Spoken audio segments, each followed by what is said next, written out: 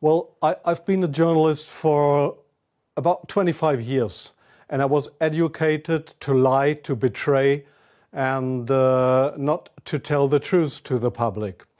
But seeing right now, within the last months, how far how the German and American media tries to bring war to the people in Europe, to bring war to Russia. This is a point of no return, and I'm going to stand up and say it is not right what I have done in the past to manipulate people, to make propaganda against Russia, and it is not right what my colleagues do and have done in the past, because they are bribed to betray the people, not only in Germany, all over Europe. The reason writing this book was that I am very fearful of a new war in Europe, and I don't like to have this situation again, because war is never coming from itself. There is always people behind it to push for war. And this is not only politicians, this is journalists too.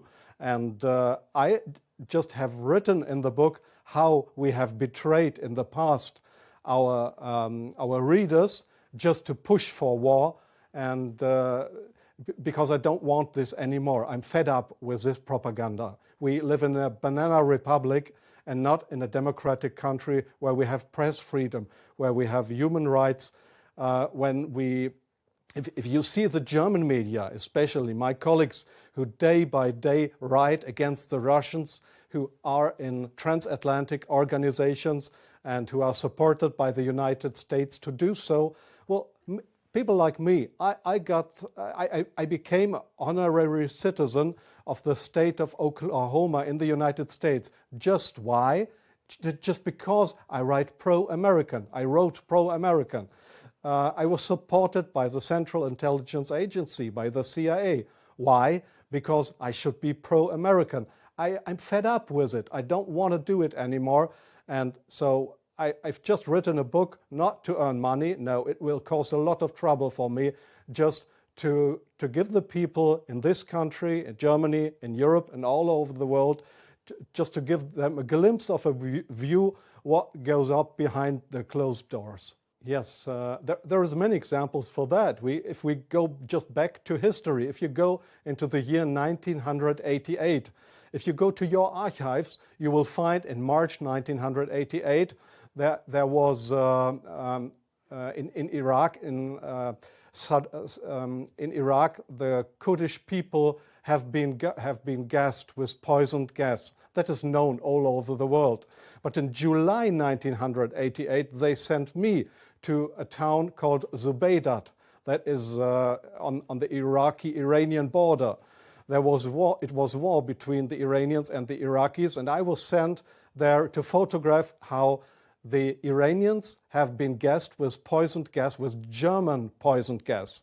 You call it Lost and Zarine, mustard gas, made by Germany. They have been gassed, and I was there to make photographs how these people have been killed by poisoned gas from Germany. When I came back to Germany, there was just one small photo in a newspaper, in the Frankfurter Allgemeine, and there was one small article not writing how impressive, brutally, how unhuman, how terrible it was to kill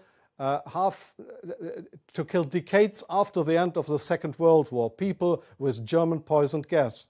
So this was a situation I feel misused for having been there and just to give a documentary what has been done, but not being allowed to cry out to the world what we have done behind closed doors. Up to today, it's not well known in the public that with German public gas, there have been hundreds or thousands of people gassed in this city of Zubaydat. Now, you ask, what have I done for intelligence agencies? So please see, most of the journalists you see in foreign countries, they claim to be journalists, and they might be journalists, European or American journalists, but many of them, like me in the past, are so-called non-official cover. That's what the Americans call that. I have been a non-official cover. Non-official cover means what? It means you too work for an intelligence agency. You help them if they want you to help them, but they will never, when you are locked, or when they find out that you are not only a journalist but a spy too, they will never say, "Oh, this was one of our guys." They will not know you. That means non-official cover. So I have helped them in several situations, and I feel ashamed for that too now. Like I feel ashamed that I have worked for a very recommended newspaper like the Frankfurter Allgemeine, because I was bribed by billionaires, I was bribed by the Americans not to report exactly the truth, but I just imagined in my car while I was driving to this interview, I just tried to work out in my brain what would have happened if I would have written a pro-Russian article in the Frankfurter Allgemeine. Well, I don't know what would have happened, but we were all educated to write pro-European, pro-American, but please, not pro-Russian. So I'm very sorry for that, but this is not what I understand for democracy and for press freedom. I'm very sorry for that. Well, yes, I understand your question very well. Germany is still a kind of a colony of the United States. You see that in many points, like the majority of the Germans don't want to have nukes in our country, but we still have American nukes. So we are still a kind of a colony of the Americans. And being a colony, it is very easy to approach young journalists through what is very important here is transatlantic organizations. All journalists from really respected and recommended big German newspapers, magazines, radio stations, TV stations, they are all members or guests of those big transatlantic organizations. And there, in these transatlantic organizations, you are approached to be pro-American, and there is nobody coming to you and saying, "Well, we are the Central Intelligence Agency. Would you like to work for us?" No, this is not the case how it happens. What they do, these transatlantic organizations, is they invite you for seeing the United States. They pay for that. They pay all your expenses and everything. So you are bribed. You get more and more corrupt, because they make you good contacts. You won't know that those good contacts are, let's say, non-official covers, or officially people working for Central Intelligence Agency or other American agencies. So you make friends. You think they are friends, and you cooperate with them. They ask you, "Well, could you do me this favor? Could you do me that favor?" And so your brain more and more is brainwashed through these guys. And your question was, is this only the case with German journalists? No, I think it is especially the case with British journalists, because they have a much closer relationship. It is especially the case with Israelis, of course, with French journalists for a part, not that big as with German or with British journalists. It is the case for Australian journalists, for journalists from New Zealand, from Taiwan, there is many countries in the Arab world, like Jordan, for example, like Oman, the Sultanate of Oman. There is many countries where this happens, where you find people to claim they are respected journalists, but if you look behind them, you'll find they are puppets on a string of the Central Intelligence Agency.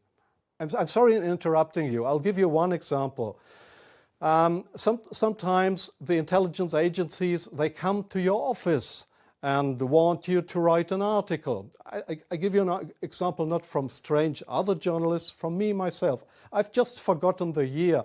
I just remember that the German Foreign Intelligence, Bundesnachrichtendienst, it is just a sister organization of the Central Intelligence Agency. It was founded by the American Intelligence Agency. So one day the BND, this German Foreign Intelligence Agency, came to my office at the Frankfurter Allgemeine in Frankfurt. And they wanted me to write an article about Libya and about Colonel Muammar Gaddafi.